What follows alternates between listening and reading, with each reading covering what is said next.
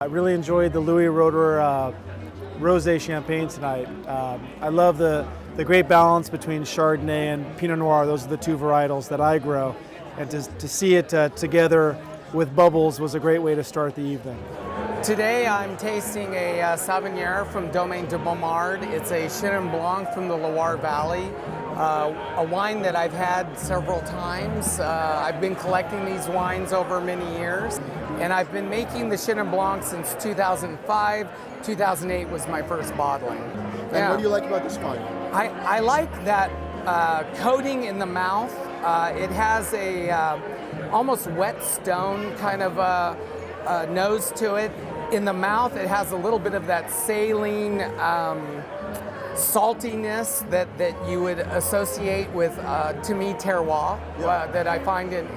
I like how rich it is and it's completely dry still. It's so rich, but it's beautifully dry. And that's what I like, is dry wines, yeah. I think it's one of those wines that really shows the typicity of where it's grown. Absolutely. And Beaumard, to me, is still the master. I think those wines age very well. I've had 25-year-old wines. Yeah. The best wine I've had tonight is the Salomon-Undhof Riesling from Austria. I mean, I love Riesling, and this is just a great example of it, really minerally with great nerve and acidity and great freshness. And what we're drinking tonight is Robert Weil, Riesling Spätlese, Kuedriker Tornberg.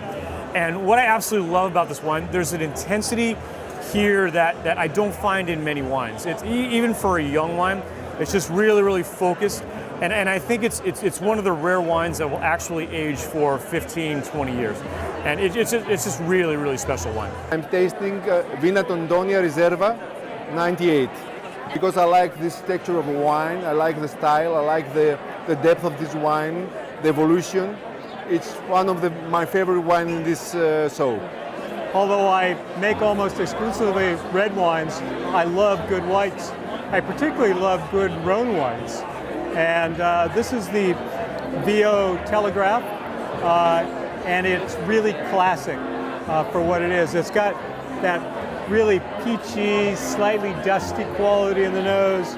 It's got almost a dry scent. At the same time, it's perfumed. And what I like about it is that it has great density. It's almost like a red wine on the palate. It fills the mouth and it lasts a long time. But unlike some Rhone whites, which tend to be a little roasted and can be kind of cooked, this one's really fresh, really bright, and finishes really well. We tried this Drieux Pinot Noir. I like this, it's very fresh, it's very open, it's very fruity, very spicy.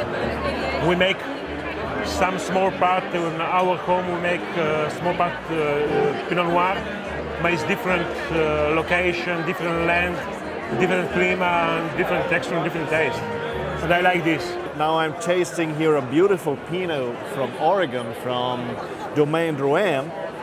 Oregon is a place that I love because the most beautiful Pinots are, from my point of view, from Oregon. It's the freshness, it's the fruitiness, and this is a French approach on American territory. This makes this wine so interesting to me. It's not overloaded. Not at all. It's very elegant. Yeah. It's elegant, it's typically Burgundy, but it's also typically Oregonian. Today I'm tasting the Lioko from Hirsch Vineyard, a Pinot Noir, great Pinot, no high alcohol, really integrated oak and very nice fruit. So I really enjoy this wine.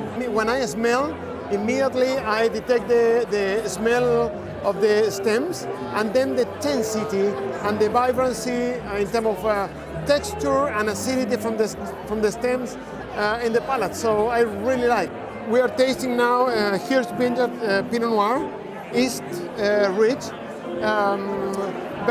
very close to the previous wine that we tasted, but with less stem contact, and a great Pinot, not high alcohol, very fresh, a lot of fruit character, so really great. So this is Emma's Block, and it's from the Ripon Vineyard in Wanaka. One thing it is interesting, normally the best wines are from beautiful places. Yeah. That's definitely true. And this wine gives the expression of the property, or I feel it. I don't know if it is true or not. It is very true. This is an expression of the property, no question. And this is schist soil. Schist soil? This is schist soil, which that is not very normal. Not very normal for Pinot Noir. Balance, and what I feel that I'm drinking the property. Nowadays, I think it's the more important for me. It is not the wine for the grape. It's the wine that gives the expression of itself. Yeah. And the best thing that we can do as a winemaker it is to do nothing, to let the wine and the property appears. I tasted this Gramercy, the John Lewis, I think it's the Reserve Syrah, and it absolutely blew me away for its, just had this beautiful savoury perfume. You know, a lot of people, the impression of Syrah over here is that they're generally big wines. This is powerful but restrained, and it's got lots of savoury characters as opposed to just plain old sweet fruit characters. So I just found it incredibly seductive and lots of structure and lots of depth. And I think they're used to the whole clusters. I think it's 90% whole cluster. It's got this lovely kind of savoury juiciness that carries right through. So it's an extremely exciting wine for me. And Washington State Shiraz, go figure. It's amazing. Zhang. We call it Zhang. And the guys in Spain, they call it Mencia. And I am trying this fantastic wine from Portugal, Quintada de Pelada. It's a very, really interesting wine for me that great character, and I like this wine a lot. This is very full body wines. It's a very long, very ripe, but great complexity. It's a surprise for me about these Portugal wines. I've picked this Austrian 2005 from Crocker. It's a Trockenbeeren Auslese, I believe, and it's made from Zweigelt, which is a red grape variety, but it's not red, as you can tell.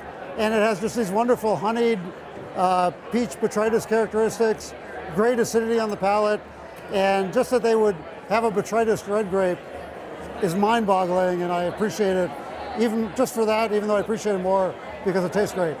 And you yourself are Austrian as well. And I'm Austrian as well, and my parents live in the Burgenland, and that's where Crocker's from. Prost Burgenland. And I mean, I would never guess it's a red grape. It doesn't smell like a red grape. No, and sometimes when you get botrytis on Cabernet, like if I'm sampling and there's a little mold in there, the skin slips off and I immediately get color on my fingers, like this bright red color. And that's how I know. Sometimes you don't even see it or taste it, but if I can feel it when I see the color, and I just can't believe that that color wouldn't also come into this wine, but it doesn't. It doesn't now. No. So it's you know, as a winemaker, I only know what I know. All of us only know what we know. Cool. But it's pretty cool.